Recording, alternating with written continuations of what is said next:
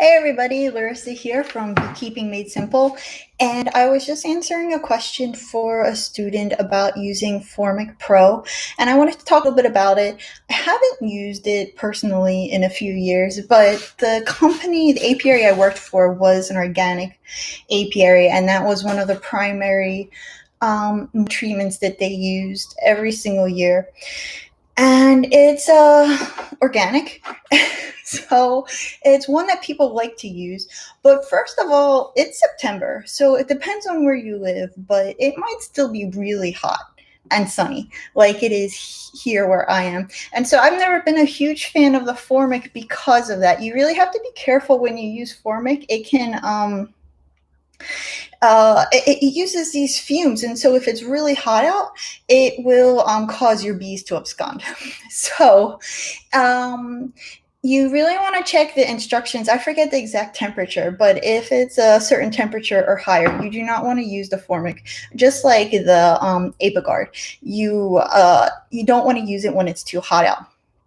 It's more of a later in the season kind of thing. It's also something you don't want to use in the early spring because of the scent. The scent can really mess with the pheromones that the queen is releasing. And like in the early spring, that's when the queen is laying tons of eggs.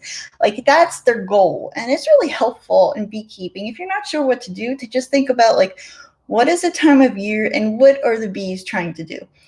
Early spring, the bees' goal is to get as big as possible.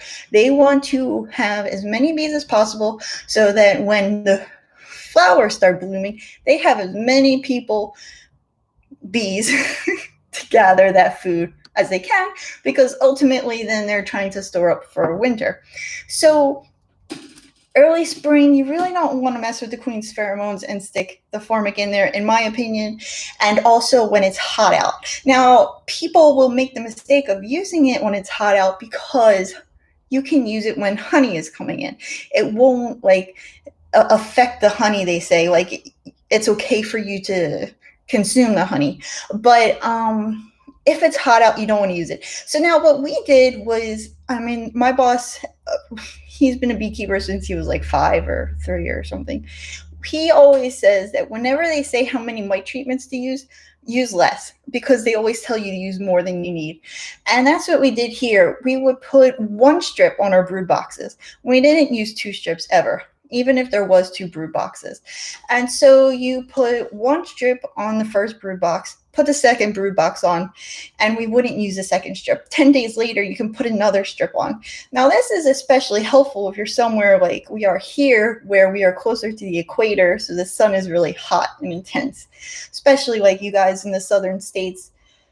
It's hot out still, even though it's early September, and so it might be cool enough out to technically use Formic according to the manufacturer's instructions. Put a screened bottom on, or especially just have that 1 strip on there. Don't use 2 at the same time.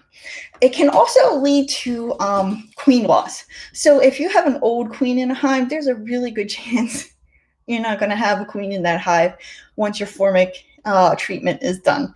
So that's another thing to keep in mind. If you're thinking about requeening, or you have to requeen, do it after you put the Formic in, because the Formic might save you a step and prevent you from having to pinch your queens. They'll do it for you. So you can use a flat bottom, but again, like, you really have to just pay attention to what the temperature is, because a screen bottom might be necessary. The other thing you can do is you can leave honey supers on the hive. And in my experience, this actually helps because it gives the bees somewhere to go if the smell gets too intense for them. So instead of going out of the hive and absconding, they're going into those upper supers instead. And I think that is it's just overall better for the bees, for the beekeeper, than losing their hive. So those are my tips for using Formic. And that was pretty much, I think, her questions about it too. Obviously, I've seen some YouTube videos where people have just some thin latex gloves on and that's it. this is still acid and it stinks really bad. So wear a mask, not like the COVID masks you need to wear in a store, but like a serious gas mask, the same one that you would be using if you were using oxalic acid, ideally.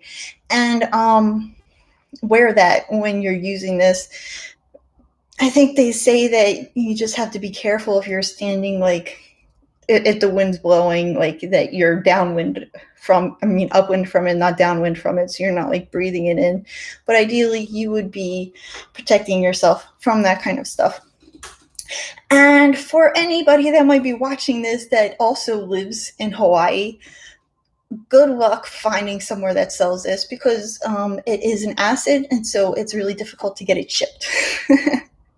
Or if you live on an island, if there's no beekeeping supply stores, it might be really difficult to actually acquire this stuff, because it will not be flown on a plane because it's acid. So if people have questions, more questions about how to use the Formic, you can put them in the comments, and I'll get to them when I see them. But otherwise, have a good Thursday evening. I think it's kind of late for most of you guys, but I probably won't be doing another one for a little bit because a baby might be coming out of me in the next couple weeks. But I'll see you again in about a month. Bye.